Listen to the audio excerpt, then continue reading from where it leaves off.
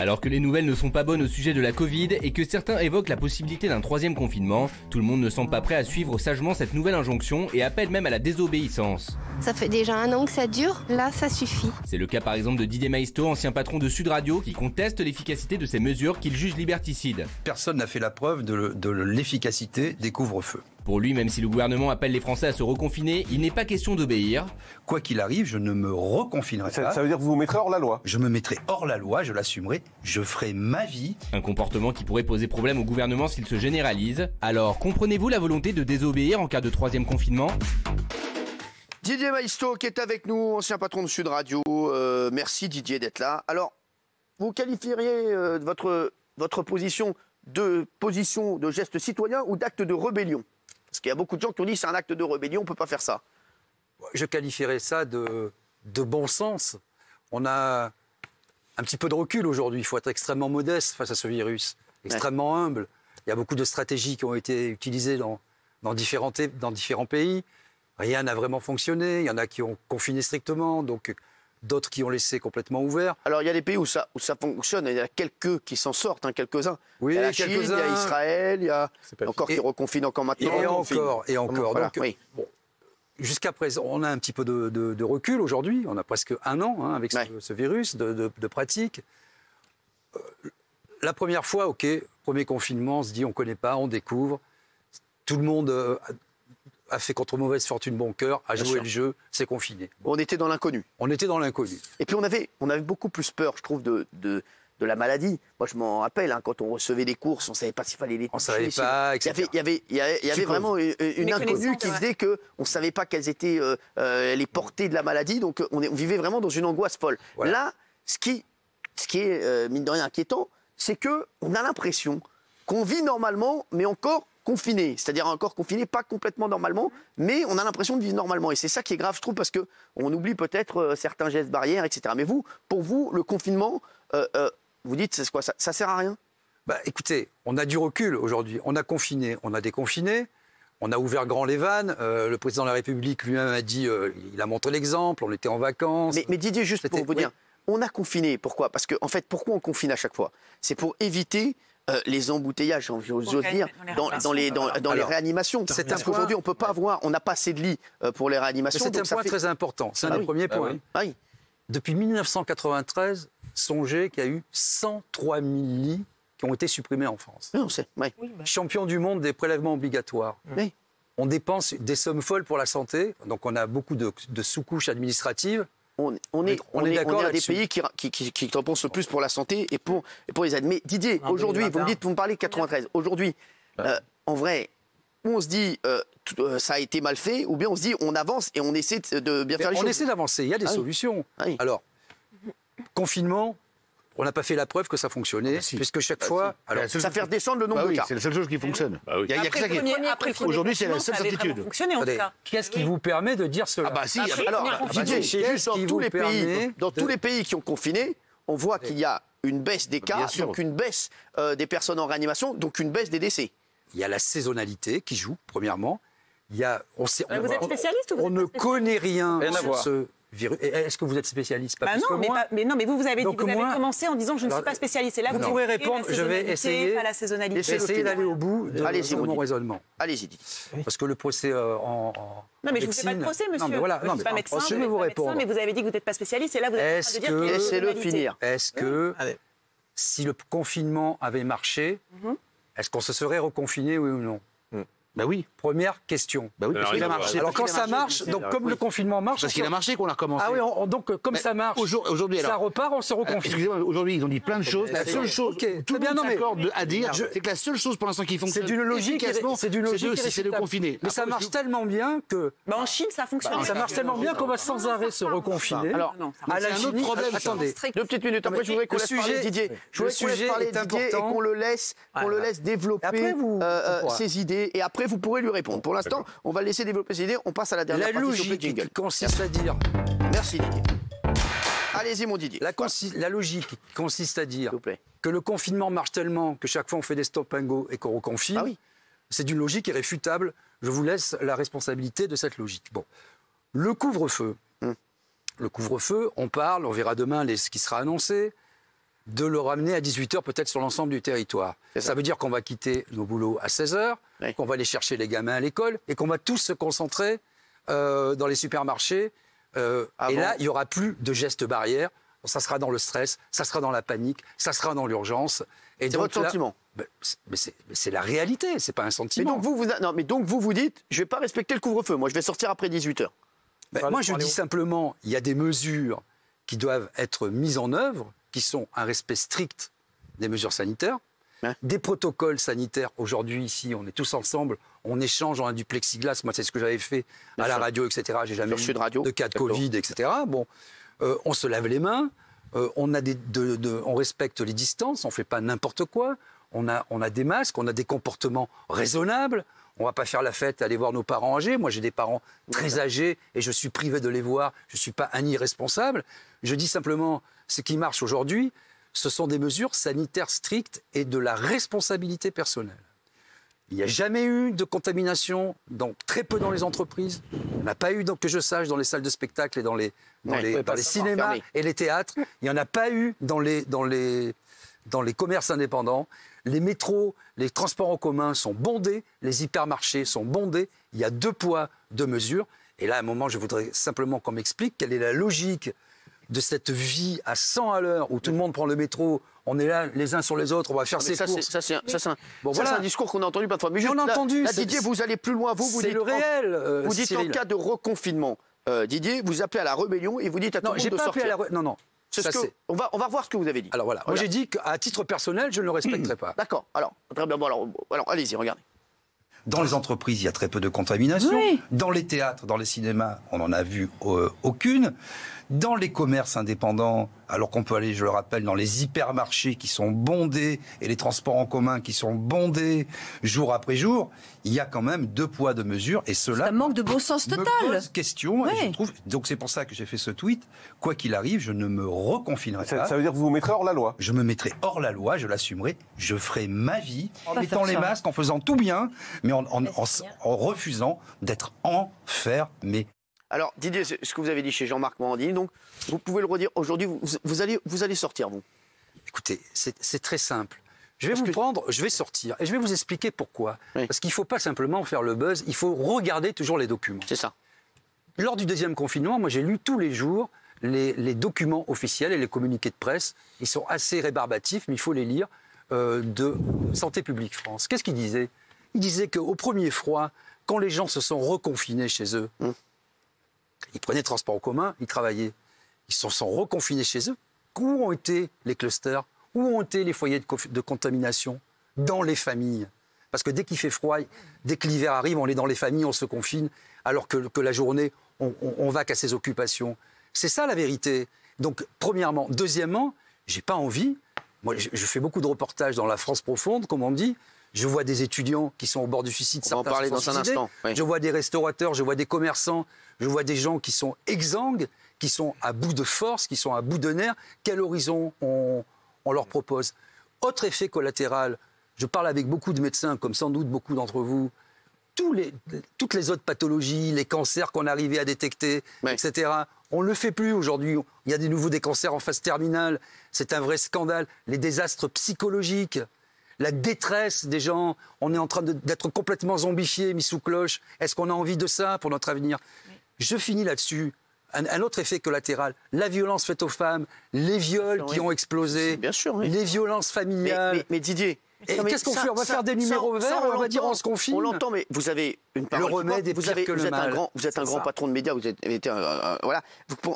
Vous comprenez bien que les gens, ce qu'ils vous reprochent, moi je me fais le porte-parole de ce que je vois sur les réseaux quand vous appelez à la rébellion, il y a plein de gens qui disent vous avez une voix qui porte, vous avez un discours qui intéresse beaucoup de monde et qui peut influencer beaucoup de monde. Quand vous appelez à dire aux gens, quand vous dites moi je ne vais pas respecter le confinement, il y a plein de gens qui vont dire pourquoi Didier Maïsto le fait et pas moi, et donc tout le monde va sortir. Les gens n'ont pas besoin de moi. J'ai simplement objectivé. Et pourquoi vous le faites alors? Vous le mettez? Parce que j'ai objectivé un ressenti très profond, très répandu dans la société française. Alors, Nicolas Pernicov, vous n'avez pas l'air d'accord avec je ne suis pas du tout d'accord. Alors j'aime beaucoup Didier parce qu'il y a des combats que je respecte, que vous menez et je les respecte. Là, je ne vous comprends pas, je vous le dis. soit vous êtes en campagne politique, parce que ce que vous êtes en train d'essayer vous n'êtes même pas en train de dire, parce que je vous écouterai si vous dites « je dénonce toutes les incohérences ». Gad Elmaleh a dit des choses d'ailleurs sur les avions, il a raison, c'est vrai que quand on est à côté dans un avion, qu'on mange... Non mais là les incohérences, il y en a plein qui les ont pointées. On les connaît tous. Aujourd'hui, le seul moyen de freiner cette épidémie, c'est le fameux stop and go dont vous parlez. C'est-à-dire qu'on sait bien qu'il aurait dû y avoir un travail de l'État, je pense, sur le fait d'augmenter les lits, parce qu'on est toujours à 5 ou 6 000 lits de réanimation, on devrait en avoir 18 ou 20 000 aujourd'hui. Donc on ne l'a pas anticipé, je suis aussi d'accord avec vous. Mais aujourd'hui, vous ne pouvez pas... L'homme que vous êtes ne peut pas appeler à désobéir pour une raison simple. C'est une objection qu'on me fait souvent. Aujourd'hui, je termine. Je vous en prie. Aujourd'hui, les plus grands, que sont Raoult ou d'autres, je suis désolé, moi je respecte Raoult, qui est un grand... qui a dit des conneries, mais bon, en tout cas c'est un grand monsieur. On serait à 200 ou 300 000 morts, ou d'autres, si on n'avait pas confiné. Exactement. Bon, ben ça, aujourd'hui, lui-même est en train de parler. Et même le président Macron a dit 400 000. Moi, je peux vous dire 1 million, on n'en sait rien. Quelle est la solution? Mais ne venez pas sur ce plateau, vous êtes quelqu'un d'autre que ça. Venez sur un plateau pour proposer une solution. Alors, je l'ai proposé. La solution, vous l'apportez pas. Alors, la solution, je vous l'apporte. Votre solution, c'est quoi? La solution, le remède, là, pour l'instant, est pire que le mal. Parce que, juste Didier, je voudrais juste dire un truc avant que vous proposiez votre solution. Vous avez vu que dans le monde entier, on ne trouve pas la solution. Donc là, vous allez faire un truc. Là, le monde entier nous regarde, dire voilà, Didier Maistre. Non, mais attendez, la solution, c'est quoi? Non, mais on va écouter la solution, Didier. C'est ça, il va le dire. Didier. Il faut toujours, alors puisqu'on parle de médecine, les médecins vous diront tous, et le professeur Raoult, avec qui on a souvent échangé, il faut soigner. Et il faut faire le ratio bénéfice-risque.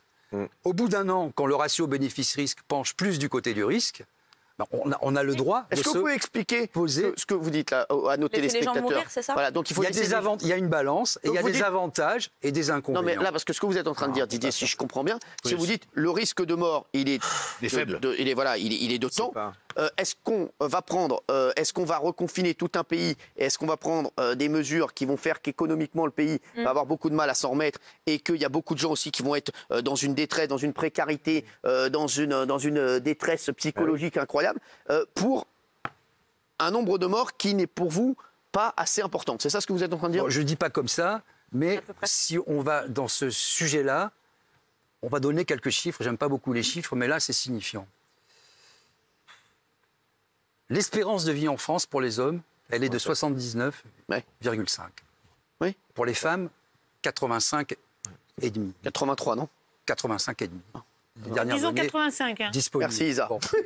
C'est drôle. L'âge médian auquel on décède du Covid, c'est 85 ans. Oui. Avec 65% de facteurs de comorbidité.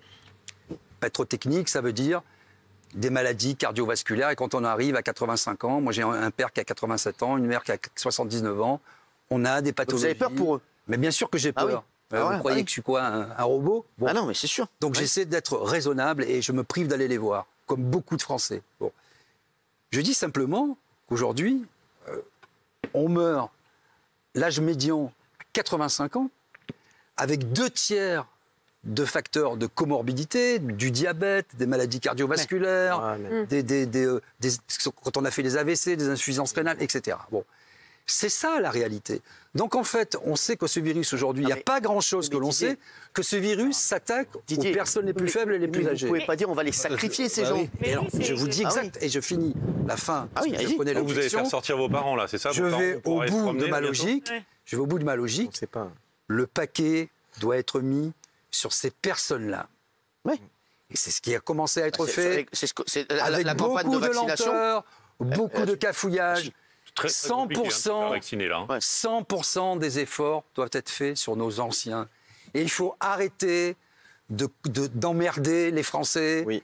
Les gens qui sont... Quand vous avez 30 ans, vous chopez le Covid, à 99,99% des cas, vous allez avoir 3 jours de fièvre, vous allez être un peu malade. Juste si je résume ce que vous dites, pour vous, il faudrait confiner les personnes les plus en danger, les plus âgées, et laisser vivre les autres leur vie tranquillement, et donc en ce moment se couper peut-être de ses grands-parents, de ses parents, comme vous avez dit pour vous. Donc pour l'instant, c'est-à-dire juste les laisser confiner ces personnes-là et essayer de les soigner peut-être par la vaccination, essayer de les faire vacciner et laisser les autres vivre normalement, c'est ça? C'est peut-être pas très populaire ce que je vous dis, mais c'est votre solution. Si on veut soigner les populations à risque, les populations les plus fragiles, celles dont on sait que elles vont décéder en priorité, 93% des plus de 65 ans décèdent du Covid. C'est pas les jeunes qui meurent du Covid. Donc vous dites, c'est ce que j'ai dit, c'est ce que vous voulez. Qu'est-ce que vous pensez de l'idée Le variant touche 10% des jeunes maintenant. Il y a un truc qui me choque énormément dans votre discours. J'ai l'impression d'entendre un discours d'il y a 3 ou 4 mois. Parce qu'il y a une notion dont vous ne parlez absolument pas dans votre discours, c'est la mutation de ce virus. Celui qu'on a aujourd'hui qui se multiplie et se démultiplie, c'est déjà plus la situation de 3-4 mois. Mais justement, d'avoir une attitude immuable pour un virus qui galope. Justement, si chaque fois qu'on reconfine, si vous voulez, on peut durer 1000 ans à faire des stop and go. On reconfine, le virus a muté. Ouais. Ah, ben c'est la variante sud-africaine. Ah, c'est la variante britannique. Ah, c'est le virus saisonnier. Ah, c'est l'été. Ah, vous avez fait la fête, c'est l'hiver. On va vous reconfiner. Mais on peut aller comme ça, de Caribe-Nancy-là, pendant 1000 ans. Vaccin. Tous les 3 mois. Les vaccins. Alors, les vaccins, il faut être extrêmement modeste. Et je ne suis pas du tout anti-vax, je suis vacciné. Je suis motard, je suis tombé, j'ai une piqûre anti-tétanique. Vous allez vous faire vacciner ? Je suis à jour. Alors, je vais attendre un petit peu. Et vos parents, vous les faites vacciner ? Je ne suis pas prioritaire. Mes parents, ils ont leur libre arbitre. Et c'est eux qui décident. Et vous êtes pour ou Et vous êtes pour ? Je suis pour qu'ils soient éclairés. Mon père, donc vous êtes plutôt contre, il fera le choix qui est le sien et ma mère fera le choix qui est le sien. Vous n'allez pas le pousser alors ? Vous n'allez pas les pousser ? Jamais je ne les pousserai. D'accord. À faire ce que... Et je pense qu'il faut un libre consentement de la personne. On ne va pas obliger les gens à se faire vacciner. OK. Il faut les informer. Vous êtes pour ou contre le vaccin, vous, alors ? Je suis ni pour ni contre. Je suis pour vous êtes contre, alors ? Quoi ? Ah oui. Mais ça veut dire quoi ? Vous êtes ni pour ni contre. Vous savez si vous voulez ou pas. Alors, vous êtes pour ou contre la polio ? Alors, attendez. En science, on ne croit pas. Bizarre. La science, c'est le contraire de la croyance. Si vous me dites je peux croire en Dieu, je peux ne pas y croire. La science, je veux voir des faits et je veux avoir suffisamment de recul. Je ne suis pas anti-vax. Mais pour l'instant, non. Je n'ai jamais été. Pour l'instant, non. J'ai entendu, vous parliez tout à l'heure du docteur Raoult, vous parliez d'un certain nombre de sommités du monde médical. On a vu quand même des débats qui nous ont tous interpellés, avec pas n'importe qui. C'était pas le petit infirmier de quartier qui dit « moi je suis contre les vaccins ». C'était des sommités. Il faut avoir son avis aussi. Je dis ça. Voilà. Ce que je veux dire par là, c'est des sommités mondiales, des épidémiologistes de renom qui vous disent attention. Bon, donc on n'a pas suffisamment de recul sur ces vaccins. Et pour autant, il ne faut pas être confiné. Heureusement, il y a d'autres vaccins qui arrivent. Il y a différents produits qui arrivent. Il y a des demandes d'autorisation. On va varier les sources. J'écoutais avant-hier, c'était sur France Info, la présidente de... France Info, France Inter, la première radio de France. Voilà, c'est ça. Bon, peu importe, de la haute autorité de santé qui était extrêmement modeste et qui disait, par exemple sur le passeport vaccinal, on ne sait pas. On ne sait même pas si en étant vacciné, on ne va pas être transmetteur. On ne sait pas combien de fois on va se faire vacciner. 1 fois par an, 2 fois par an, peut-être plus. Donc attendons d'avoir un petit peu de recul. Moi, je suis ni contre ni pour. Je suis pour le libre consentement des personnes. Mais vous appelez les gens quand même à aller faire la désobéissance. J'appelle personne. Si je résume. Attendez, je dis ce que moi je ferai. Laissez parler. Je vous ai laissé parler. Je vais résumer avec ma tête d'abruti. Avec ma tête d'abruti, si je vous écoute parler, vous voulez qu'on laisse crever les vieux ? Non, j'ai dit le contraire. Mais si. J'ai dit le contraire. Non, c'est pas ce qu'il a dit. Il faut pas s'occuper des vieux. Au contraire. Il faut passer un petit que ça. J'ai dit le contraire. Il a dit le contraire. J'ai dit le contraire. Il veut pas se faire vacciner. Il a dit le contraire. Il faut confiner les personnes. Mais il veut pas se faire vacciner. Il laisse d'abord les autres faire pour voir ce que ça fait. Mais par contre, il veut appeler à la désobéissance. Monsieur, la désobéissance. Vous savez ce que c'est la désobéissance avec ma tête d'abruti ? Ça veut dire que vous allez dire aux gens, allez-y, sortez, faites la fête. Vous travaillez en réanimation ? Non. Vous êtes pompier ? Non. C'est vous qui allez aller dans la rue en tant que policier pour faire régner l'ordre ? Non. Quand vous dites je vais sortir, moi je vais assumer. Vous allez sortir, vous allez aller où ? Si tout est fermé, vous allez où ? Dans la rue pour prendre 135 €? Vous avez les moyens de payer, tant mieux pour vous. Mais les mecs en costard qui viennent nous expliquer qu'ils vont désobéir, pourquoi vous dites ça aux gens ? Faut pas dire aux gens qui sont torturés dans leur tête en ce moment, qui sont en galère, qui savent pas où ils sont, qui croient plus en ce qu'on leur dit à la télé, qui croient plus au gouvernement, qui croient plus en rien. Et vous leur dites quoi ? Et vous leur dites oh mais moi je vais désobéir. Non, moi je parle pas comme ça. C'est vous qui allez aller devant les CRS ? D'abord. Vous serez comme ça chez vous, en costard. Et vous allez regarder à BFM et à CNews, qu'est-ce qui se passe ? BFM, je regarde pas. LCI aussi. Faut pas y aller, LCI aussi. Mais allez vous vacciner déjà. Allez vous vacciner. Allez-y, parlez. Vous avez parlé 3 quarts d'heure. Bah écoutez, personne n'a parlé autour là. Bah écoutez, c'est peut-être que j'ai des choses à dire. Et que, mais tous les Français ont des choses à dire. Ce qu'il vous dit. Tous les Français ont des choses à dire. Parce que finalement, pas grand-chose. Ah oui, si vous voulez. Je suis tellement con. Non, mais c'est vous-même qui vous qualifiez d'abruti. Mais non, mais oui. Vous dites le contraire de ce que je dis. Je dis qu'il faut soigner en priorité les personnes âgées. D'accord, ça d'accord. Est-ce que vous allez vous vacciner? Je ne suis pas prioritaire pour le vaccin. Je ne suis pas prioritaire pour le vaccin. Est-ce que vous allez rester et j'ai encore mon libre consentement. Mais oui, ça, il n'y a pas de problème. Personne ne me fera vacciner. Ça, il n'y a pas de problème. D'accord? On est d'accord là-dessus? Mais vous, en tant que grand patron d'une grande radio qui s'appelle Sud Radio, vous ne pouvez pas dire aux gens, allez-y, désobéissez. Et pourquoi je dirais pas ça? Parce que c'est pas vous qui êtes devant les CRS qui allez vous faire frapper quand il faudra. Mais moi, j'y étais pendant 2 ans devant les CRS et je me suis fait frapper dans la rue. J'étais pas en costard. Pendant que les gens étaient sur les télés. Moi, j'ai du mal avec les gens comme vous. Qu'est-ce que vous racontez? J'ai du mal avec les gens comme vous. Tous les gens qui appellent à désobéir, c'est soit je n'appelle pas à désobéir. C'est ce qui est marqué là. C'est ce qui est marqué là, j'en sais rien. Je vous ai dit, ce que vous avez dit à la radio. Ce que je ferai, je vous ai dit. Faites-le dans vous votre êtes tête, toujours dans la caricature. Vous savez, vous pouvez répéter une bêtise 1000 fois, ça sera toujours une bêtise. Mais ce sera moi. Vous savez, si vous avez, vous pouvez assumer d'être bête. Ah oui, je assume très bien.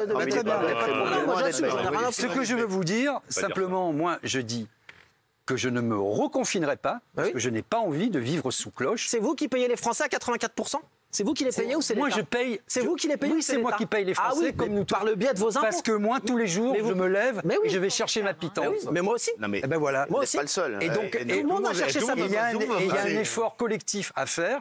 Je dis simplement qu'on est dans une mauvaise séquence et que si on continue à se confiner avec des stop and go, on peut vivre comme ça jusqu'à la fin des temps. Allez parler aux gens qui travaillent à l'hôpital comme ça. Écoutez-moi 2 secondes. Mais honnêtement, effectivement, on ne sait pas grand-chose, mais il faut bien regarder une chose, et elle est évidente, c'est que si l'État qui est quand même mercantile, et c'est dans le monde entier, s'ils font ça, c'est pas par plaisir de dépenser des milliards, de milliards. C'est que quelque part, soit effectivement, c'est extrêmement dangereux, et ils n'ont pas osé le dire, ou ils veulent pas le dire, mais je vois pas pourquoi le monde entier, la Chine, les Japonais, les Anglais qui sont un pays, on peut pas faire plus libéral que les Anglais, les Américains, tout le monde dit la même chose, et vous...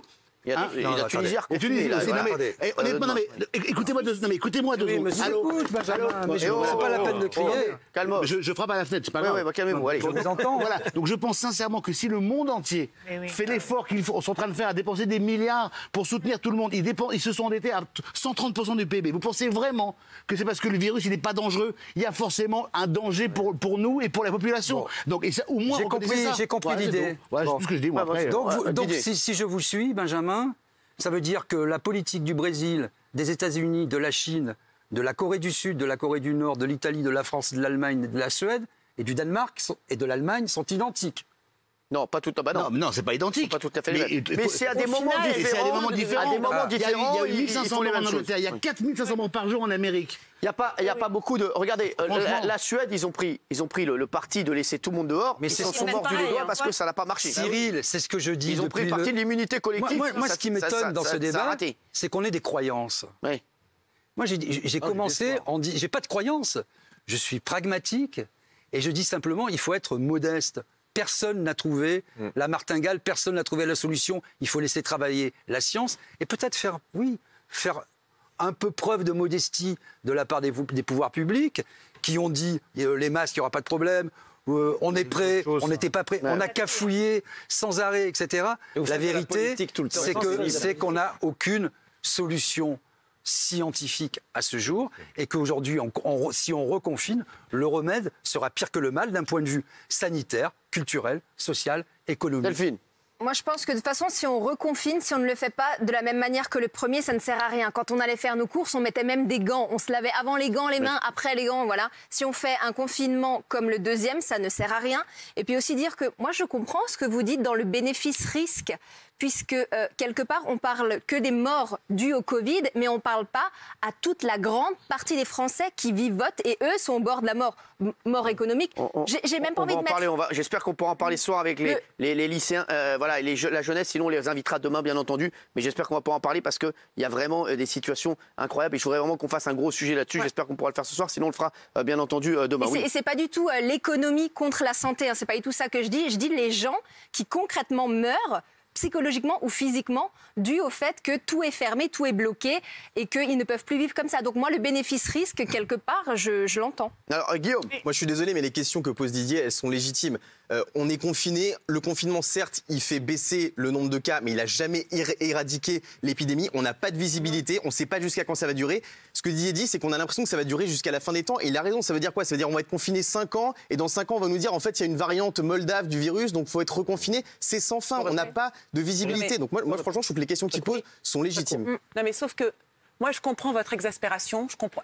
On l'a tous. Évidemment. Votre fatigue, on l'a tous. Les injonctions contradictoires, on les a toutes prises en pleine gueule. Je comprends les errements de la vaccination. Effectivement, rien n'est crédible. Donc ça, tout ça, moi, je comprends. Mais ce que j'arrive pas à comprendre, c'est qu'en fait, et ce qui est très concret, c'est dans les réanimations. Et si vos parents, et je ne vous le souhaite pas, attrapent le Covid et que les réanimations sont exsangues, sont pleines à craquer, et on vous dit, mais monsieur, excusez-nous, vos parents sont trop âgés, parce que c'est ce qui se passe dans pas mal de services de réanimation. Et on va trier, parce que vos parents, excusez-moi, ils ont moins d'espérance de vie qu'un mec de 50 ans ou de 45 ans. Vous direz quoi à ce moment-là? Alors justement... Parce que c'est ça, en fait, le problème. C'est exactement ce que j'expliquais au départ. Si vous voulez, on est en train de culpabiliser les Français, de leur dire, c'est pas bien ce que vous faites, sortir, vous appelez à la rébellion, alors que c'est pas du tout le cas. Et Benjamin parlait de milliards dépensés. Effectivement, il y a des milliards qui sont dépensés. Des centaines de milliards. Des centaines de milliards. Combien de lits on a créés en réanimation?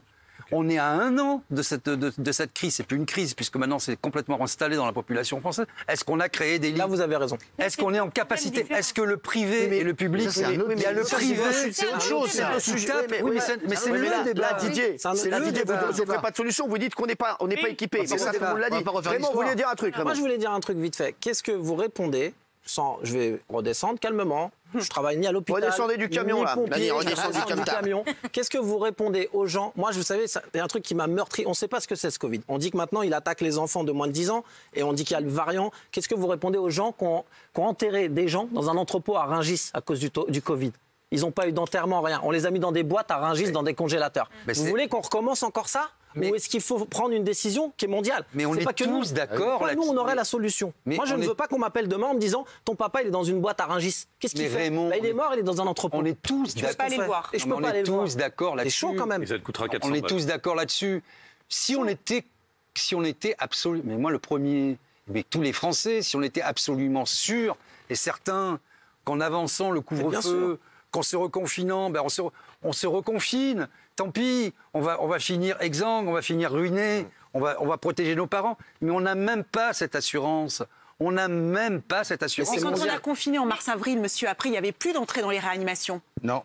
Alors, attendez, quand on a confiné en mars-avril... En version ferme. Hein. Alors, en version ferme, il y a eu une baisse de la pression hospitalière. C'était en moins dans les réanimations. Voilà, en moins, etc. Donc on ne sait pas... Bah si, un moins en réanimation. Parce que si vous voulez... S'il vous plaît. Moi, je voudrais revenir sur un truc. Vous avez appelé...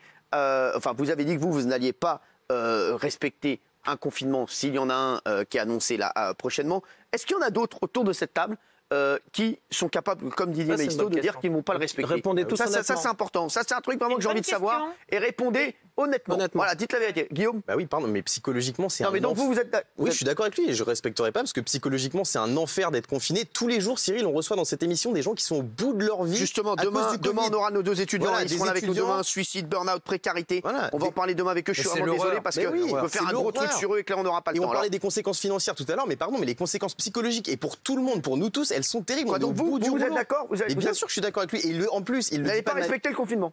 Non, et il le dit de manière non violente, il le dit de manière réfléchie, donc arrêtez de lui tomber dessus comme ça, il a le droit d'avoir son avis sur la situation. Mais c'est le jeu. Hein. Les conséquences sont terribles c'est le jeu, pour tout le monde, pour les étudiants, pour les restaurateurs, pour tout le monde. Juste donc vous allez ne pas respecter le confinement. Non, si j'ai envie d'aller travailler. Faites gaffe parce que vous repérez tout de suite avec votre chérie. Si j'ai envie de travailler au bureau, je vais travailler au bureau. Si j'ai envie de me balader, je vais me balader. Non, je vais pas aller faire la fête, je vais pas aller en boîte de nuit. D'ailleurs, il n'y en a pas. Mais Kelly, vous allez respecter ou pas? Alors moi, oui, je vais le respecter. Je suis pas spécialement d'accord avec monsieur, mais par contre, je peux facilement le comprendre. C'est une philosophie de vie. Il y a chacun qui voit la vie d'une manière différente.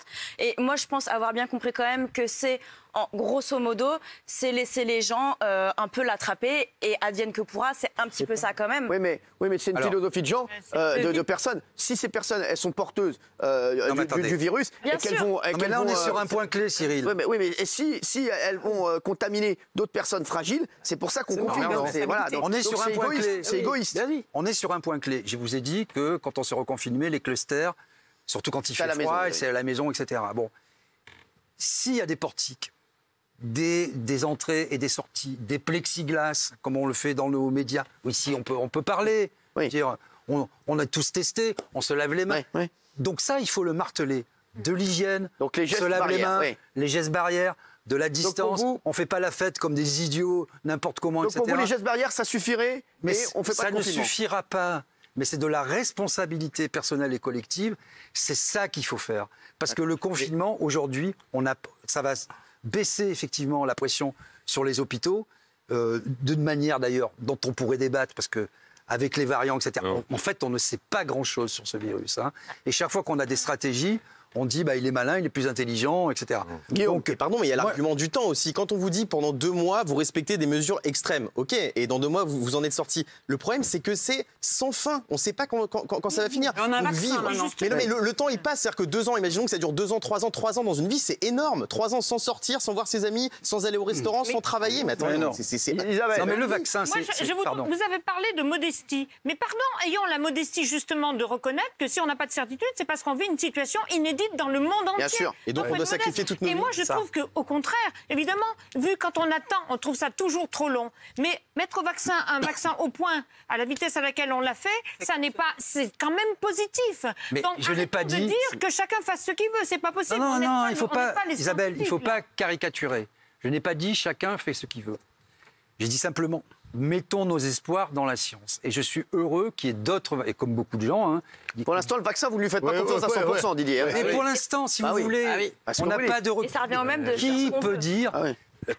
J'ai écouté la présidente de la Haute Autorité de Santé, on lui posait la question sur les passeports, le passeport vaccinal, etc., pour voyager, pour aller au théâtre, pour aller au restaurant. Elle disait, mais ça n'a pas de sens d'avoir un passeport vaccinal au stade de nos connaissances qui évoluent tous les jours, puisqu'on ne sait même pas si, avec ce vaccin, on ne sera pas contagieux. Pour l'instant, on n'en sait rien. Donc attendons, ayons un recul nécessaire, c'est pour ça. Attendons qui que je parle que la science et qu'il y ait des études indépendantes, parce que pour l'instant... C'est déjà le cas, il y en a eu, monsieur. Il y en a eu quelques-unes. Bah oui, donc il y en a eu, vous avez dit attendu. Quelques-unes, il y a beaucoup de communiqués de presse des laboratoires, pour l'instant. Didier, parce qu'on est très en retard, juste Nicolas, et après je voudrais poser une dernière question à Didier, très vite. Cyril, vous le savez parfaitement, moi j'ai passé du temps, comme vous, dans les hôpitaux ces dernières semaines.